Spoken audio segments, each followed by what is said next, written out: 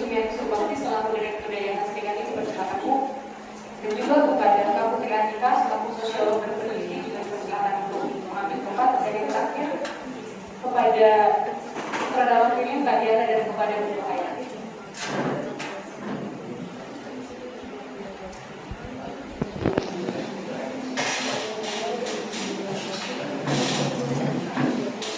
Kepada Kak Hayati bersama.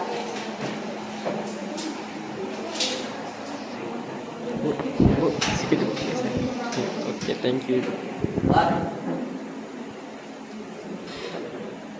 Oke, kita langsung saja masuk pada seminarnya. Ini akan dipaparkan oleh materi pertamanya Pak Sumiati Surbakti akan menjelaskan bagaimana kerusakan lingkungan dan hubungannya dengan perbudakan modern. Allah, Tuhan memberi angin, memberi hujan, memberi segalanya, kan gitu. Ya kalau memang hujan terus-terusan, ya memang banjir lah. Ya kalau panas terus-terusan, ya memang kekeringan lah. Kan gitu. Larinya kepada Allah memberikan itu. Jadi ya terimalah. Ini yang mungkin dikatakan jadi sikap apatis. Nah sebenarnya nggak seperti itu. Semuanya ada timbal balik. Ada timbal baliknya. Ketika Anda merusaknya, maka di kemudian hari Anda akan merasakan kerusakan tersebut. Oleh karena itu, maka nikmatilah kerusakan itu. Dan kita harus sadar bahwa bumi ini adalah titipan. Titipan yang akan kita serahkan kepada generasi yang akan datang. Bukan warisan. Kalau warisan bisa kita nikmati seenaknya saja, tapi titipan. Bagi dong keberlanjutannya ke generasi yang akan datang. Jangan kita habiskan sampai di sini. Atau kalau karena kita memikirkan diri kita sendiri, ya bisa jadi. Nah, lari kepada persoalan perbudakan modern itu. Ketika habis semua sumber daya alam kita rusak, orang akan menerima. Bapak misalnya, bapak aja lah, sudah tidak menghasilkan lagi. Dibayar 50.000 bapak kerja 1 hari, pasti mau. Karena kebutuhan rumah tangga, anak-anak butuh makan, anak-anak butuh sekolah. Baru pada persoalan, lari pada persoalan nanti ketidakmampuan rumah tangga dalam memberikan nutrisi kepada keluarganya, maka lari kepada anaknya gak usah sekolah, kawin aja, begitu ya Pak ya. Ya udah menikah saja. Itu yang sebenarnya ingin kami himbau untuk menghindari hal tersebut. Bagaimana kita ketahui bersama bahwa di Kecamatan Pangkalan Susu sudah banyak lagi orang-orang yang sudah menjadi pekerja migran. Sudah lari ke Malaysia. Padahal dulu laut kita itu sangat menjanjikan. Bumi kita ini, padi kita, panen kita itu sangat luar biasa. Tapi sekarang kenapa seperti ini? Karena apa? Karena kita turut membiarkan itu. Turut membiarkan kerusakan itu terjadi. Itu yang harus yang sebenarnya setiap kali saya ingatkan bahwa marilah kita jaga bersama. Nah, menjaga bumi ini untuk keberlanjutan bukan hanya tugas pemerintah, bukan melulu tugasnya Kades. Itu kan urusan Pak Kades untuk nanam-nanam mangrove. Itu urusan Pak Kades untuk bersih-bersihkan sampah-sampah. Orang Pak Kadesnya diem aja, ya kita diem aja. Enggak gitu. Itu tugas kita semua. Semua warga negara Indonesia itu bertugas bersama untuk bagaimana menyelamatkan bumi ini. Dan bukan tugas dari KUA atau MUI untuk memberantas perkawinan anak. Bukan hanya dia, bukan hanya mereka, tapi kita juga. Ketika kita tahu, kita bisa laporkan kepada MUI atau muak, oh itu belum pantas loh untuk dinikahkan. Karena produk ke depan itu mungkin nanti dari Pak Muki bisa menjabarkan sendiri apa akibatnya pernikahan di bawah umur. Saya nggak bilang pernikahan dini, takutnya ada si dini yang mau menikah kan, nah kakinya juga gitu. Jadi pernikahan di bawah umur itu juga sangat berbahaya. Nah kalau saya menyoroti bagaimana kerusakan lingkungan itu bisa mengakibatkan pada masuk dalam lingkaran perbudakan modern. Karena kalau dulu dikatakan buruh, bagaimana kita dipaksa harus bekerja pada korporat di bawah upah di bawah standar.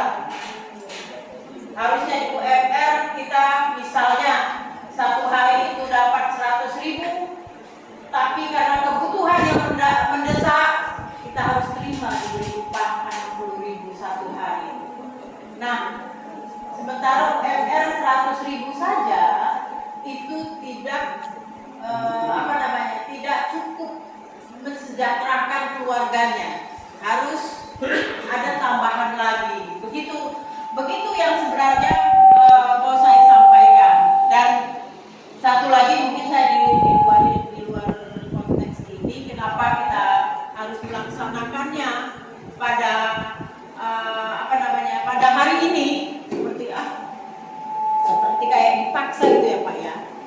Sebenarnya kami ya nggak mau juga begitu gitu. Tapi karena kami besok itu kami harus berangkat ke Sumatera Barat. Jadi besok subuh kami udah berangkat ke Sumatera Barat, lalu terus langsung ke Bengkulu. Itu yang membuat acara ini harus kita adakan hari ini. Dan di sini juga kami mengundang bapak-bapak, ibu-ibu semua. Kalau kami sebenarnya lagi ada kegiatan ya untuk pemotongan kambing, itu ada di pintu air, di desa pintu air. Jadi saya berharap bapak-bapak setelah ini bisa ikut makan bersama dengan kami di sana. Jam berapa sampai sore kita masih di sana. Begitu mungkin dari saya begitu dulu ya, Bapak.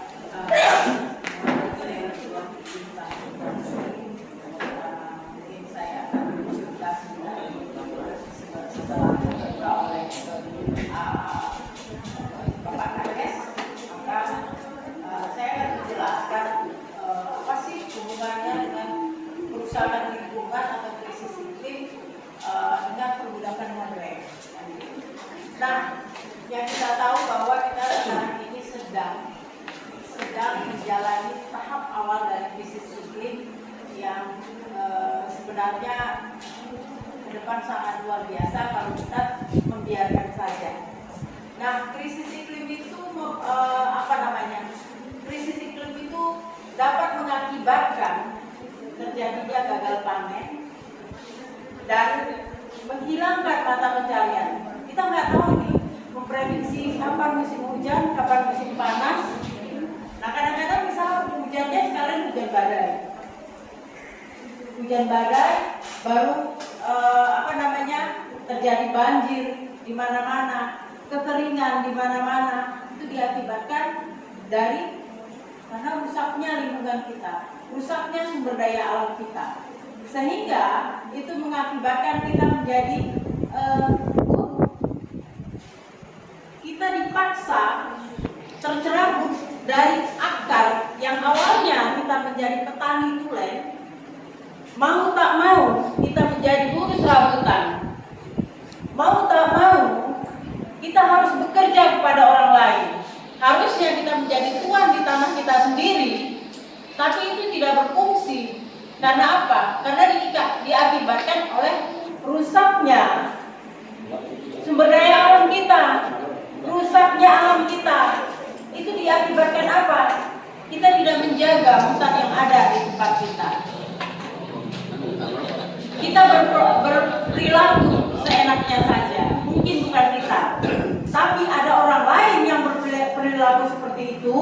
kita lah yang terkena imbasnya. Ada hutan, kita jadikan tambak-tambak liar. Baru ada pemilik modal, kita biarkan mereka merusak hutan kita. Itu yang mengakibatkan alam kita itu jadi rusak. Ketika kalau dulu banjir perdani berapa tahun sekali? Nah sekarang berapa tahun sekali? Hampir setiap banjir besar dirasakan seperti banjir namanya perdani. Nah ini akibatnya apa? Karena alam kita yang rusak. Yang pertama, bahwa sumber daya alam yang rusak itu mengakibatkan perekonomian menjadi anjlok. Dan yang kedua, ada kesadaran dalam masyarakat yang mengatakan bahwa semua kerusakan iklim itu ya karena takdir, karena dari sananya, dari atas sudah ditakdirkan bahwa kita akan mengalami bencana alam.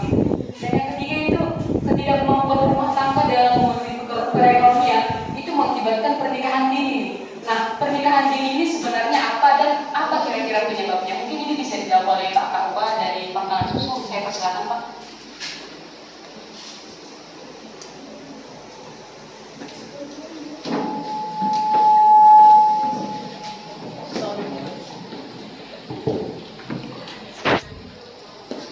Bismillahirrahmanirrahim. Assalamualaikum warahmatullahi wabarakatuh. Alhamdulillahirabbil alamin. Wassalatu wassalamu ala asyrafil anbiya'i wal mursalin wa ala alihi wa ashabihi ma ba'du. Sangat kita hormati pengurus yayasan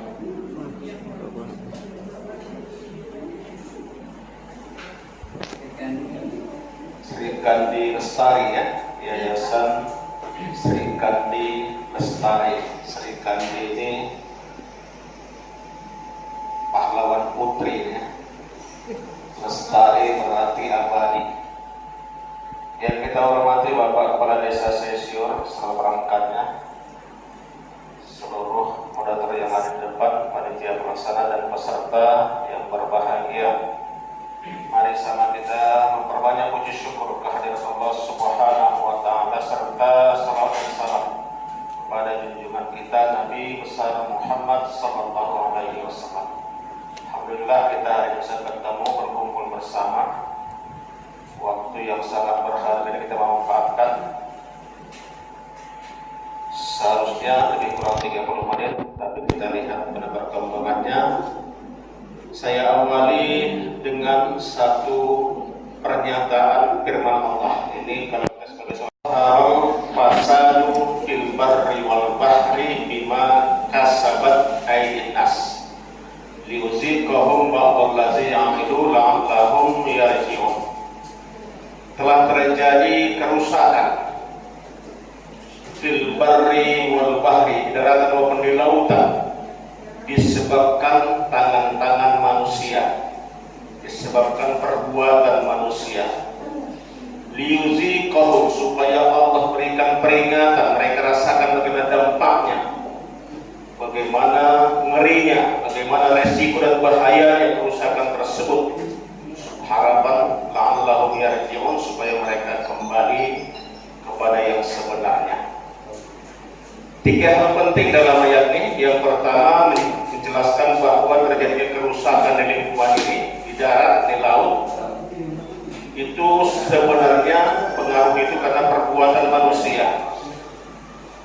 Perbuatan misalnya merambah lingkungan, penebangan pohon, malas untuk menanam kembali, suka hati, berlebihan.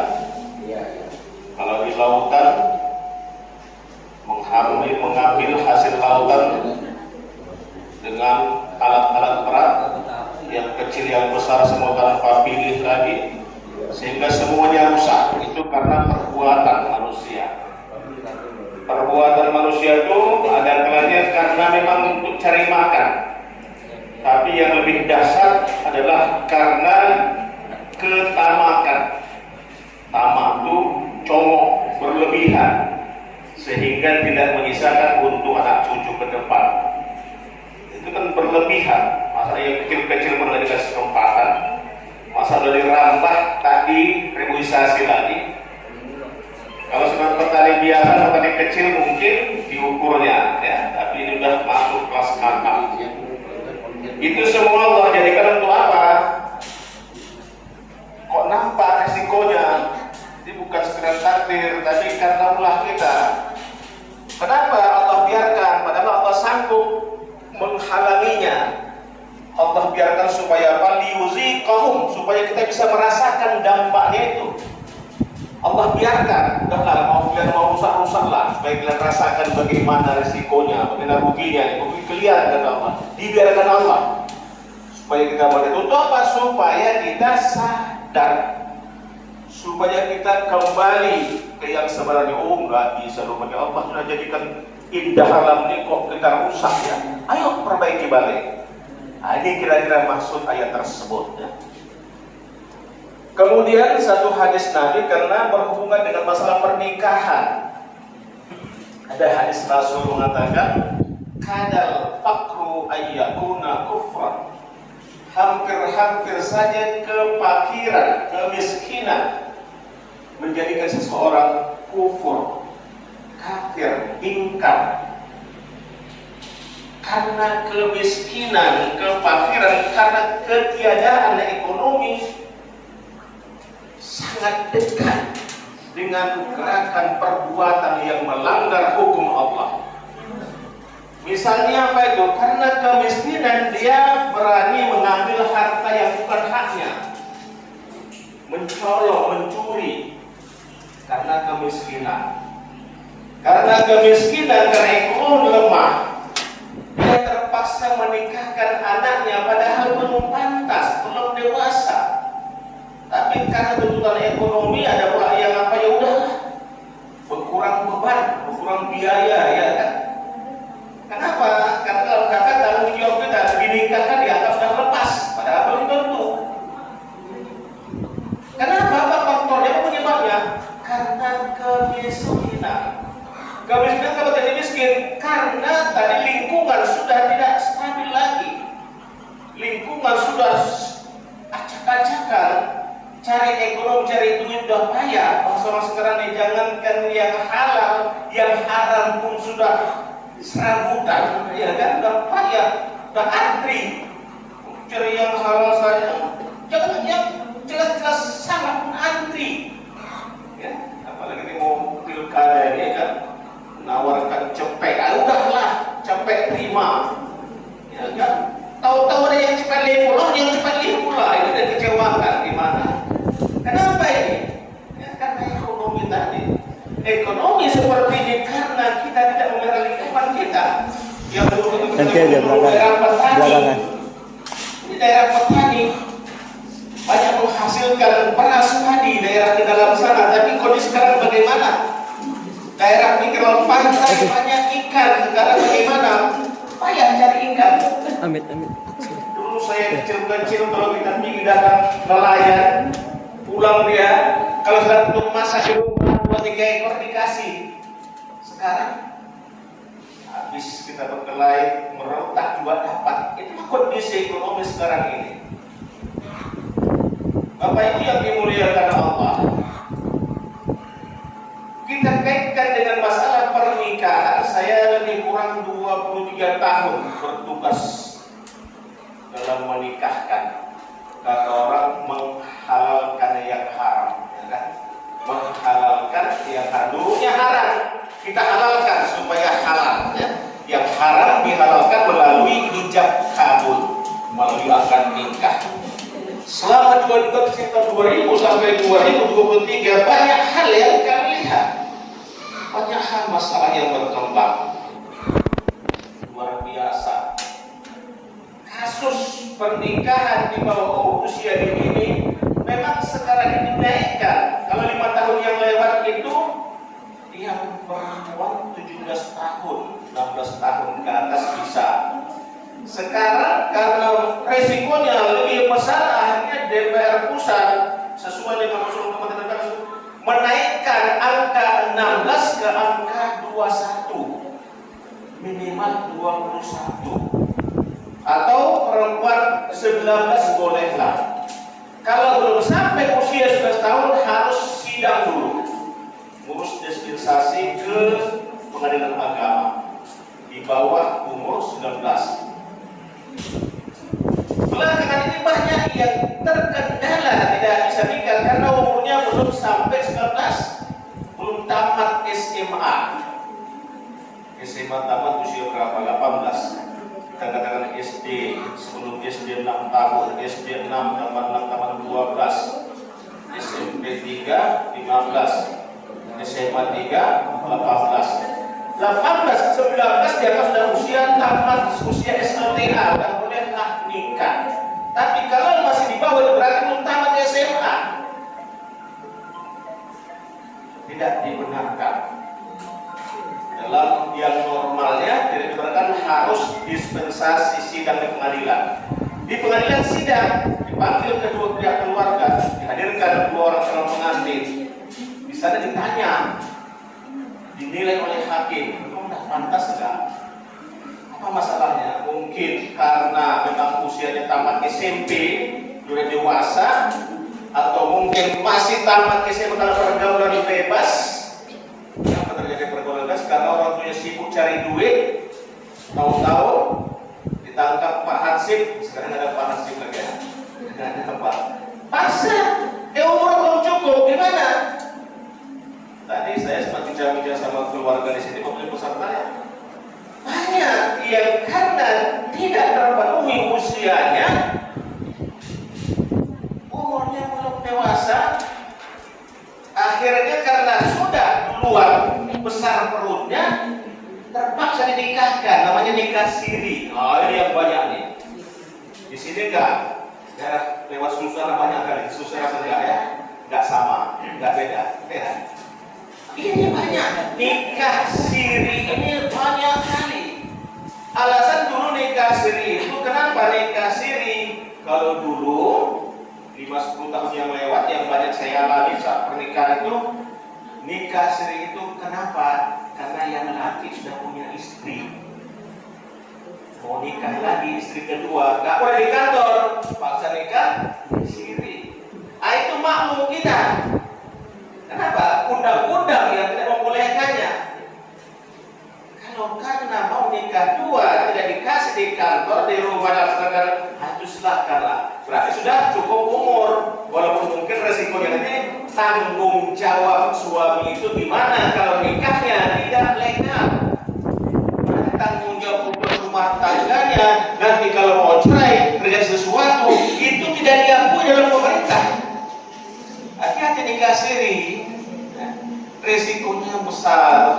Pemerintah kita membuat undang-undang seperti ini tercatat resmi supaya bisa diakomodir pengaduannya, supaya betul-betul bertanggung jawab. Terjadi nikah siri, suami istri, terjadi kecelakaan di pinggir jalan, ngurus asuransi, tak ada buku nikahnya, tak ada, itu nggak dilayani asuransi. Makanya pemerintah kita membuat program setiap tahun, namanya sudah kadung, sudah terlanjur. Setiap tahun dibuka pintu, namanya sidang isbat nikah. Isbat nikah ini yang sudah punya anak 2, 3. Nanti kalau dia besar nggak ada akte kelahiran dan sebagainya, dikasih kesempatan, udahlah buat isbat nikah. Urus suratnya, nanti diisbat nikah oleh pengadilan, keluar buku nikah. Membantu, tapi setelah tahu efek jerahnya, setahun nggak punya buku nikah, 2 tahun tak punya, udah lahir anak tak ada. Maka pemerintah prihatin, dibantu, kasih gratis, ya. Tapi tetap ada prosedurnya. Jangan yang sudah 3 istrinya lalu nikah sini sampai laporkan, gimana itu? Tanya dulu, istri yang keberapa, suami yang keberapa, masih ada enggak? Jadi semua itu tetap harus ada datanya, ya pakai NA. Harus NA yang keluar, NA siapa? Kepala desa, lurah setempat, untuk membuktikan kependudukannya supaya dengan terjadi ganda. Bisa 3 buku nikah, 2 buku nikah, seorang pasang suami istri kan bahaya. Itu administrasi harus tetap. Tapi pemerintah kita ingin membantu karena banyak masalah dalam nikah siri. 3 tahun 5 tahun terakhir nikah siri itu bukan karena itu. Kenapa? Kecelakaan. Kalau kecelakaan masuk rumah sakit, ini kecelakaannya masuk rumah sakit juga mungkin, tapi bertambah anggota, bertambah nggak sakit sehat, bertambah masuk rumah sakit juga melahirkan. Kenapa?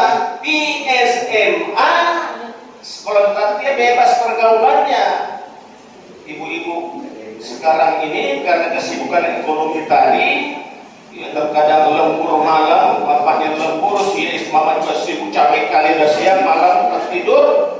Kalau ayamnya, anak ayamnya 1 ekor belum pulang sampai jam 8 malam, dia ribut. Mana anak ayam itu? Belum ada. Tapi kalau anak gadisnya sampai jam 10 belum pulang, dia tenang-tenang aja di sana.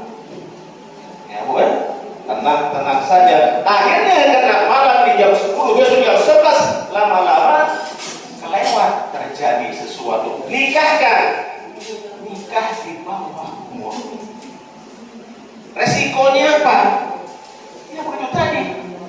Sudah nikah, lahir anak, karena tidak ada kecocokan, cerai. Maka itu tadi udah cerai di mana mau mendapatkan penghasilan. Jadi bekerja, daftar, berangkat ke Malaysia, ke Hong Kong, jadi tenaga kerja. Padahal usianya baru di bawah 20, tapi karena sudah punya suami, cerai, putus rumah tangga, berangkat ke sana. Di sana kawin lagi.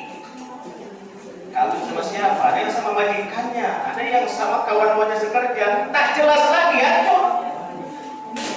Padahal dalam Islam, rumah tangga itu adalah suatu jembatan untuk membina keluarga yang indah menuju masa depan.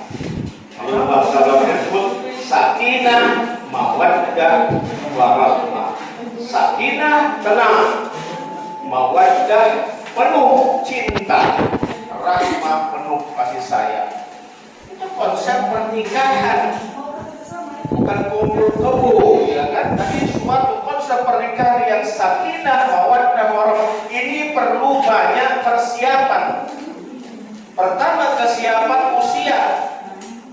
Kedua, kesiapan mentalnya. Kalau masih di bawah umur, kesiapan mentalnya masih labil. Kesiapan ilmunya ke sana, kesiapan ekonominya. Maka dalam Islam, perintah menikah itu jelas. Ya ma'syarus syabab man istata'a minkumul ba'ah falyatazawwaj. Wahai para pemuda, pemudi, siapa di antara kalian sudah sanggup belanja, sanggup biaya, silakanlah menikah. Artinya sudah sanggup belum? Sanggup biaya, nafkah. Kalau belum sanggup memberi nafkah, jangan nikah dulu. Sudah sanggup, kira sanggup, bolehlah menikah. Kesanggupan tadi dari segi usia itu menentukan, maka pemerintah membuat minimal 19 tahun. Kesanggupan dari segi umur, kesanggupan dari ilmu pengetahuan minimal tamat SMA. Belum tamat itu udah nikah, nanti modalnya apa? Kesanggupan. Kesanggupan yang lain kalau bagi orang laki-laki, dia harus siap untuk memberi sandang, pangan, papan. Sandang, pakaian, pangan, makanan, papan, tempat tinggal. Kalau tempat tinggal mungkin belum bisa buat rumah, maksudnya minimal sanggup dia nyewa rumah. Ini menikah siap oke, tapi nafkah belum. Nafkah itu dua macam, nafkah zahir, nafkah batin, dua-dua. Sudah lewat waktunya. Ya, soalnya masih banyak sebagian yang lain-lain ya. Jadi intinya ini agama ini membimbing kita supaya jangan sembrono, jangan sembarangan. Ini tanggung jawab siapa? Yang bertanggung jawab orang tua. Jangan mudah sekali menikahkan anak itu. Sekarang ini ada suatu tradisi di tengah-tengah kita umat manusia, termasuk umat Islam. Saya katakan, kalau sudah dapat pasangan, dapat jodoh, wadahnya Masya Allah senangnya. Saking senangnya 1 bulan 2 bulan sebelum acara semua dipersiapkan. Yang pelaminannya, yang keyboardnya, semua dipersiapkan. Padahal antaranya nggak seberapa, nggak ada masalah, nombok, ngutang. Nanti pas acara kan ada orang yang nyumbang, tertutupi. Ya kalau seimbang, kalau tidak tekor, dan jual tanah 5 rantai, 10 rantai. Ada yang begitu banyak. Kenapa? Dia hanya rasa bersenang begini. Belum memikirkan kesiapan usia anaknya. Yang penting dapat jodoh. Tidak memikirkan ke depannya bagaimana. Ke depan masa depan rumah tangga nanti ke depannya bagaimana nanti setelah menikah. Sehingga banyak yang terjadi setelah anaknya menikah sampai lahir anak 1 orang tetap numpang di rumah. Terkadang serunya anak urusan si mamanya jadi urusan si nenek. Sini nggak ada aku ya, bisa banyak. Yang urus anaknya bukan mamanya, neneknya yang urus. Allah. Kan nenek atau saya sama cucu ada lagi orang cucu gua. Nenek masih muda belum yang sudah berapa ini. Ini kan bahaya. Jadi kembali ke pangkal. Ya memang masalah ekonomi bukan masalah main-main ini, masalah yang harus diperhatikan. Ya. Masalah ekonomi ya, kalau bisa dia membuat yang 3 dari sandang, pangan, papan ini minimal mungkin untuk lepas diri dia, itu modal utamanya. Dia sudah mampu yang menafkahi dirinya, itu minimal. Ini dia sendiri masih numpang, nah ini bahaya. Minimal dia sudah sanggup ada modalnya untuk pencarian dirinya. Istri kalau sudah menikah mudah-mudahan ada rezeki si istri. Kenapa? Istri itu membawa rezeki juga sepanjang suami sudah punya modal. Ini modal suami nggak ada, sudah menikah tambah beban. Setelah menikah kalau dia serius mencari nafkah, lahir anak, insyaallah anak itu membawa rezeki sendiri.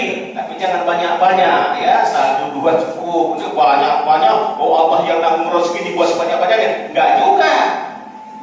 Untuk 1 2 orang istilahnya ditanggung lagi. Kalau kita 2 orang tanggung lagi.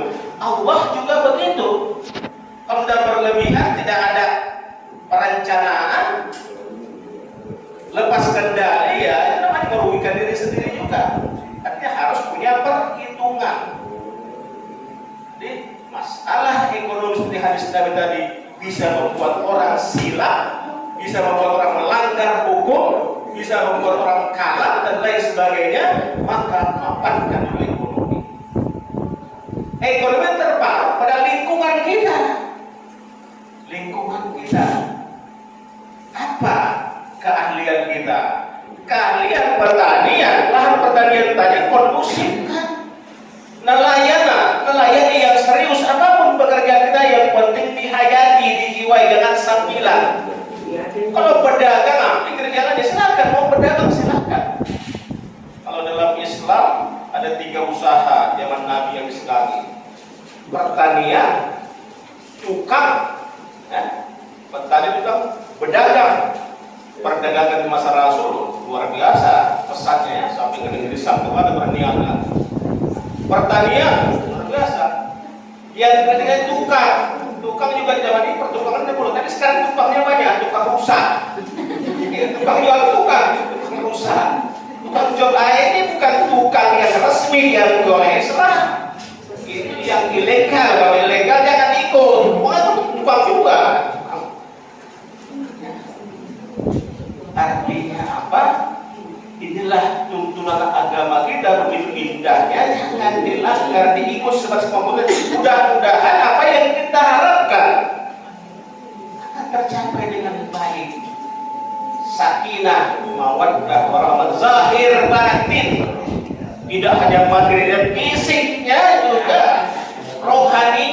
bukan.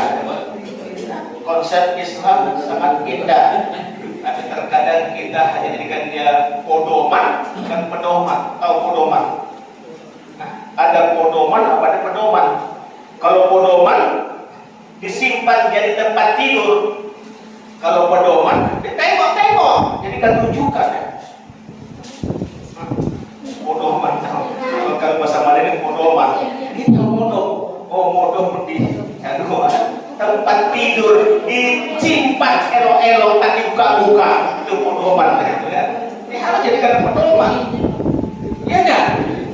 Saya lihat banyak, saya sering turunkan di pertambangan. Oh meninggal sebulan, baru sebulan. Mana Quran? Taruhlah Quran kemana? Kapan pas ada orang meninggal? Ada meninggal selemari sampai makan raya sampai dia di sana, sini tidak, ya kan? Tidak beda. Ya kan? Gua pas puasa, gua pas makan Quran, saya kan habis itu nggak tahu buka. Maka jadi sebagai pedoman, bukan sebagai pedoman syar'i. Baik, saya tidak panjang-panjang kali, nanti tak kebagian ya, karena acara kita ditentukan. Mudah-mudahan apa yang saya sampaikan menjadi ya perhatian kita bersama. Artinya pedulilah kita sama lingkungan, jangan kita lagi nggak apa-apalah aku. Seperti kata ini, lingkungan ini titipan dari Allah untuk generasi kita, bukan untuk kita habiskan sekarang. Nanti mana mereka? Mana? Ya ada. Kalau mobil, ada mobil produk tahun 2000, ada tahun 2015, ada tahun 2020, itu produk mobil. Kereta juga berbagai tanah. Nggak ada produk tanah tahun 2000, nggak ada. Tahun 2000 nanti ada produk tanah. Kalau itu buat tanah lagi, nggak ada. Produk tanah ini dari dulu kita sekarang datang. Jadi pandai-pandailah kita menggunakannya. Manfaatkan dengan sebaik-baiknya. Jangan diborong, jangan rakus. Baik, terima kasih. Kurang saya mohon maaf. Billahi taufiq wal hidayah. Assalamualaikum warahmatullahi wabarakatuh. Waalaikumsalam warahmatullahi wabarakatuh. Perceraian, ketika sudah terjadi perceraian, maka anak-anak itu sering pergi ke luar negeri untuk mencari nafkah. Nah, sampai di luar negeri itu dijelaskan bahwa dia menikah lagi di sana, dan terjadi juga perbudakan modern. Secara sederhana itu perbudakan modern itu ketika kita dipaksa untuk bekerja itu sudah termasuk perbudakan modern sebenarnya. Dan juga ketika dia sudah bercerai dia jadi pekerja kasar. Nah, sebenarnya kenapa kita dilarang untuk melakukan pernikahan dini? Karena kita itu belum mempunyai kesiapan mental yang pertama. Yang kedua, belum punya kesiapan ekonomi. Bayangkan bagaimana ketika kita menikah tapi kita tidak punya uang, hancur rumah tangga pastinya. Dan tentunya juga ketika kita tidak memiliki kecukupan dalam segi pendidikan. Untuk itu ada pesan dari Pak Haji, jangan menikah kalau belum sanggup katanya. Selanjutnya akan ada pemaparan dari Kak Atika tentang bagaimana regulasi atau peraturan itu berkaitan dengan perbudakan modern. Silakan Kak Putri.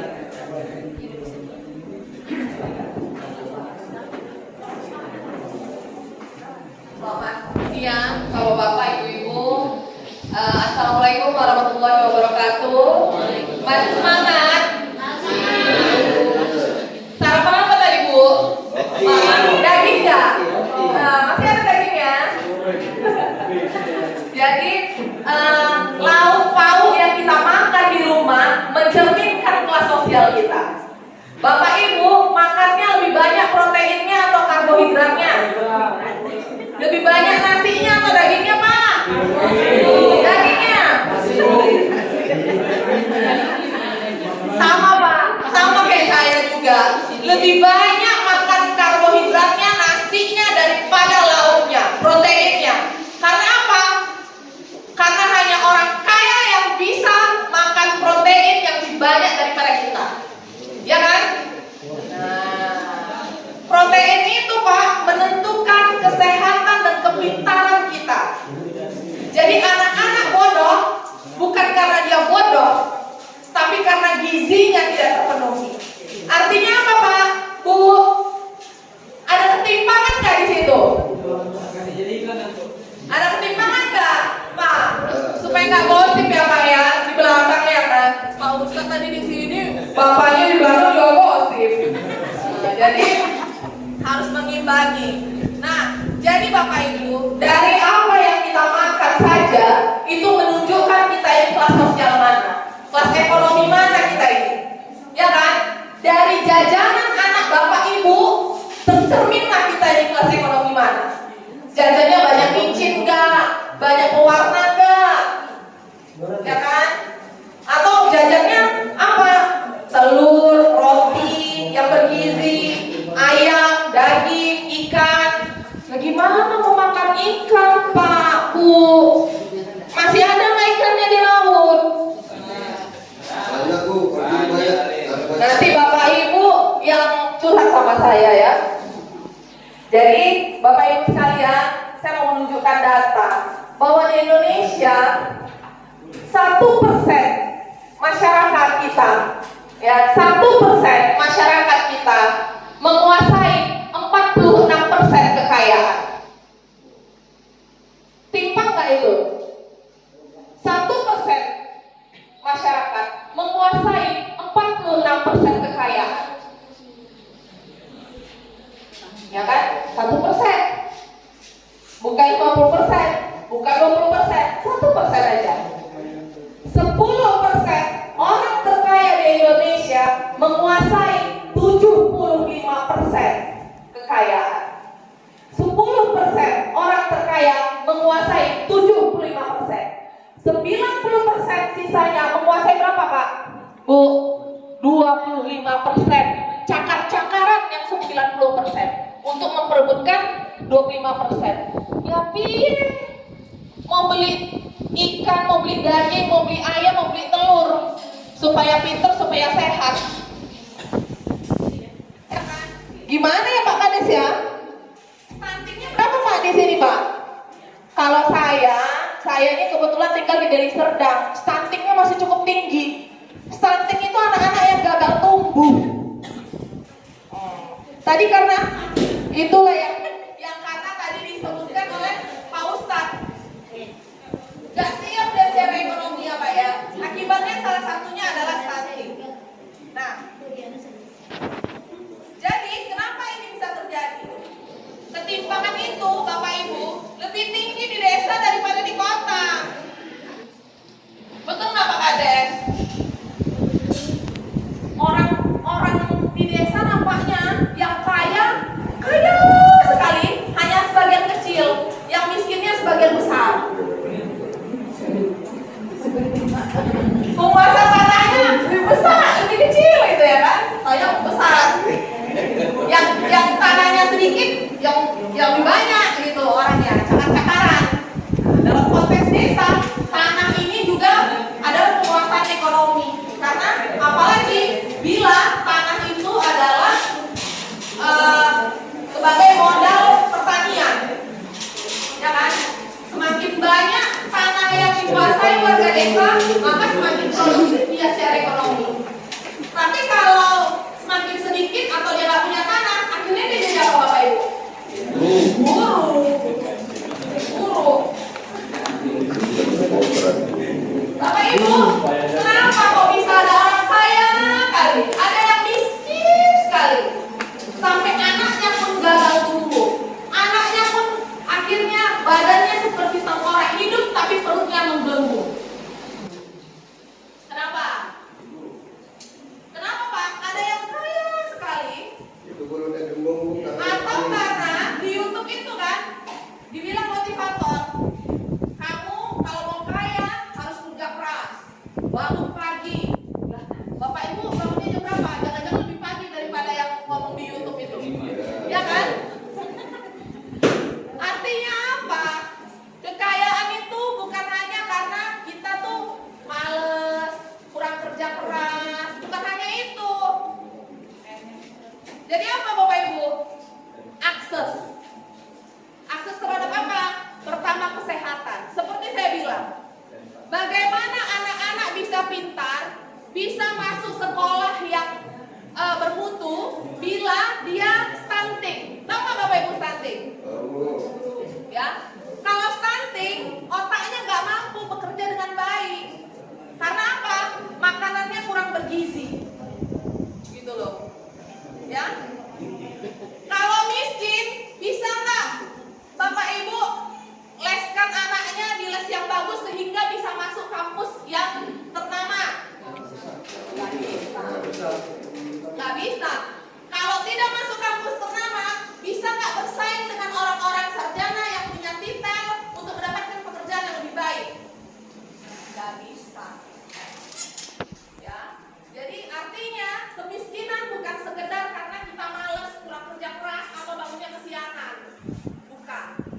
Ya, tapi karena kita nggak punya akses untuk mendapatkan manfaat ekonomi tadi.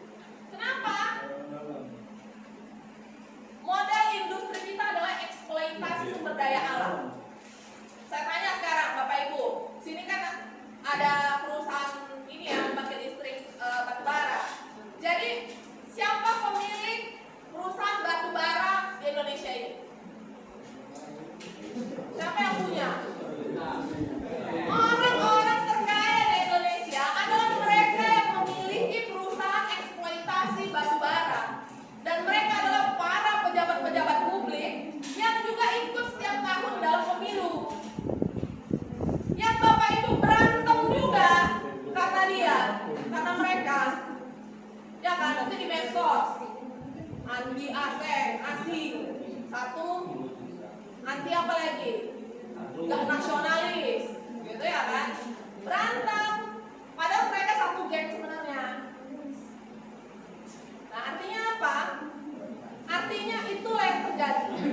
Kenapa terus-terusan kita pakai energi batu bara? Ya karena pejabat publiknya yang punya perusahaan batu baranya. Kalau dia bilang kita tuntut energi bersih dong supaya limbahnya nggak buat kita merusak lingkungan, gitu kan?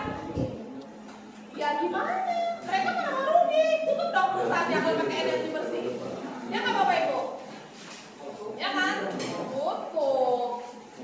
Nah itu yang pertama. Yang kedua, karena semakin banyaknya tenaga kerja dan semakin sedikitnya lowongan pekerjaan, akhirnya terjadi eksploitasi sumber daya manusia. Artinya apa? Buruh pabrik itu, saya juga tinggal di daerah industri, di Deli Serdang. Buruh pabrik itu seharusnya dalam undang-undang tenaga kerjaan sebelumnya 2 tahun dia bekerja sebagai buruh kontrak atau BHL, dia harus diangkat menjadi pegawai tetap. Tapi itu banyak perusahaan nggak menjalankan itu. Nah sekarang saya tanya Bapak Ibu, kalau Bapak Ibu terus-terusan jadi buruh harian lepas, nggak jadi pegawai tetap, dirugikannya dari mana? Tidak ada BPJS Kesehatan, BPJS Ketenagakerjaan, tidak ada tanggung jawab untuk membayarkan pesangon bila terjadi PHK. Oh, suka-sukanya aja. Kapan dia mau pakai buruh, pakai. Kapan nggak mau pakai, dia buang. Gitu. Adil nggak itu? Nggak adil. Ya. Jadi artinya eksploitasi ini dibiarkan terus-menerus. Kok bisa?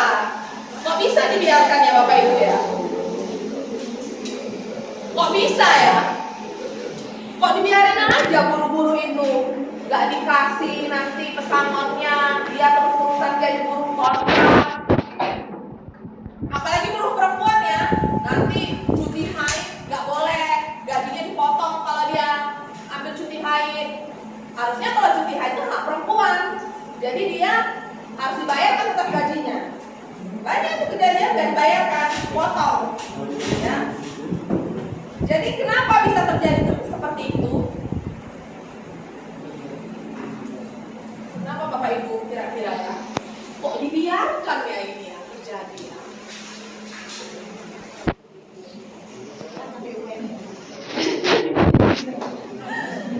Kok dibiarkan ya ini terjadi? Seringkali memang pejabat dan pengusaha itu mesra, ya nggak Bu? Ya nggak Pak? Nanti buruh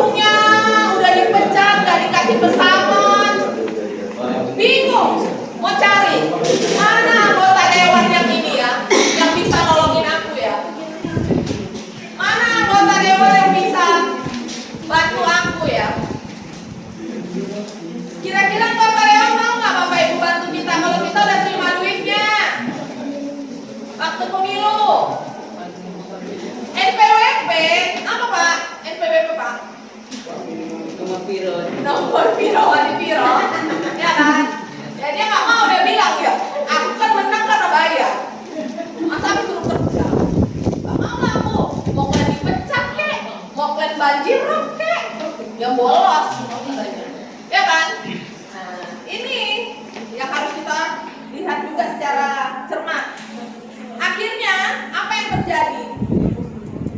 Bapak Ibu sekarang bagaimana? Banyak nggak tetangga-tetangga atau sanak saudara atau bahkan anggota keluarga yang kemudian pergi ke negara tetangga untuk bekerja? Ya, bekerja menjadi buruh migran. Banyak yang masuk dari jalur ilegal, ya kan? Mereka pakai visa pengunjung, bukan visa bekerja. Sewaktu-waktu mereka bisa dirazia oleh polisi, dideportasi, ya kan? Kemudian mereka juga tidak ada jaminan keselamatan bila tidak legal. Paling sering perempuan-perempuan ya Bu ya, yang pergi ya. Akhirnya nanti anaknya harus dititipkan kepada keluarga, dititipkan pada neneknya, adiknya atau ibunya, uaknya gitu ya, harus dititipkan. Banyak juga anak-anak dari buruh migran ini kemudian mengalami kekerasan seksual karena nggak ada dapat pengawasan dari orang tua kandungnya, ya kan? Atau yang terjadi ya banyak juga karena mereka kekurangan perhatian, pendidikan dari orang tua, kasih sayang gitu. Nah artinya kemiskinan ini panjang dampaknya, rentetannya luar biasa. Ya, saya ada teman saya sekolah, teman SMP saya sekarang bekerja sebagai buruh migran di Malaysia. Dia baru bekerja belum 1 tahun, tiba-tiba adiknya yang masih cukup muda usianya ikut menyusul, padahal dalam kondisi sudah menikah. Tapi karena dibilang Pak Ustadz tadi pernikahan dini Pak, ya kan, udah nikah baru tahu bayar token itu kayak mana, beli beras tuh kayak mana, ya kan, baru tahu harga telur berapa, harga cabai berapa, baru tahu. Mamanya, mikir enaknya dulu. mamanya nggak sanggup biayain dia, suaminya dan anaknya, cucunya. Jadi itu yang terjadi. Ya, artinya kemiskinan itu dampaknya sangat luar biasa. Jadi jangan pikir juga Bapak Ibu bahwa kemiskinan itu hanya karena kita malas, belum tentu juga karena itu. Bisa jadi karena itu, tapi bisa jadi